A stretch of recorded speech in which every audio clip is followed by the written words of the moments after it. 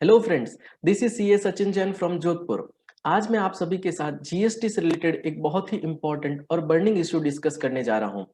क्या ऐसी आईटीसी जो हमारी जीएसटीआर 2A और 2B में शो नहीं हो रही है, क्या हम उसकी इनपुट क्लेम कर सकते हैं? तो हाँ, मेरे ओपिनियन में हम उसकी इनपुट को क्लेम कर सकते हैं। तो आइए जानते हैं मैं किस बेसिस पर इस बात को बोल रहा हूँ। Section 16 subsection 2 of CGST act ये बोलता है कि किसी भी बायर को इनपुट टैक्स क्रेडिट क्लेम करने के लिए 4 कंडीशन को फुलफिल करना होगा।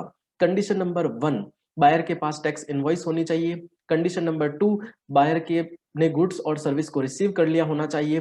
कंडीशन नंबर 3, सप्लायर ने टैक्सेस का पेमेंट कर दिया होना चाहिए। और कंडीशन नंबर 4, बायर ने अपने रिटर्न्स फाइल कर दिए होने चाहिए। अगर हम इन 4 कंडीशन की स्टडी करें तो हम ये पाएंगे कि कहीं पर भी ऐसा नहीं लिखा हुआ होना चाहिए कि कोई भी इनवॉइस बायर के 2A या 2B में शो होनी चाहिए।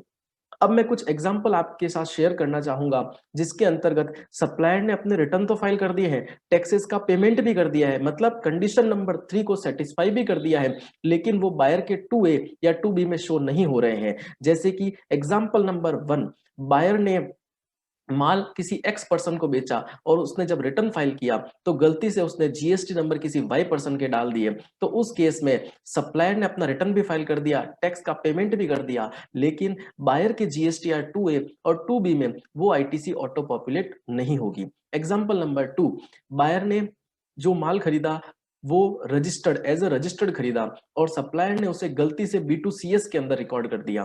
तो उस केस में भी बायर के 2A के अंदर वो आईटीसी शो नहीं होगी। एग्जाम्पल नंबर 3, सप्लायर ने अपना जीएसटीआर 1 फाइल नहीं किया लेकिन जीएसटीआर 3 भी फाइल करके टैक्सेस का पेमेंट कर दिया। मतलब हमने देखा कि तीनों ही एग्जाम्पल में सप्लायर ने सेक्शन 16 सबसेक्शन 2 की कंडीशन नंबर 3 को फुलफिल किया, मतलब उसने टैक्सेस का पेमेंट कर दिया। और जो बायर है उसने सेक्शन 16 सबसेक्शन 2 की चारों कंडीशन को फुलफिल करके वो इनपुट टैक्स क्रेडिट क्लेम कर रहा है।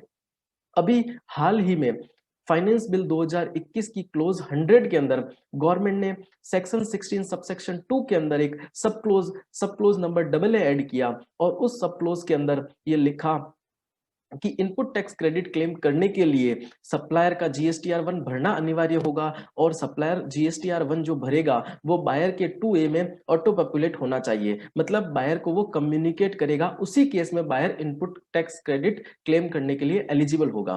लेकिन गवर्नमेंट द्वारा नोटिफाई की गई ये जो सेक्शन है, सेक्शन 16 सबसेक्शन 2 की सब क्लोज AA अभी तक नोटिफाई नहीं हुई है। तो जो सेक्शन अभी तक नोटिफाई नहीं हुई है, जो गवर्नमेंट का प्रोविजन अभी तक नोटिफाई नहीं हुआ है, वो इफेक्टिव कैसे हो सकता है, वो एप्लीकेबल कैसे हो सकता है?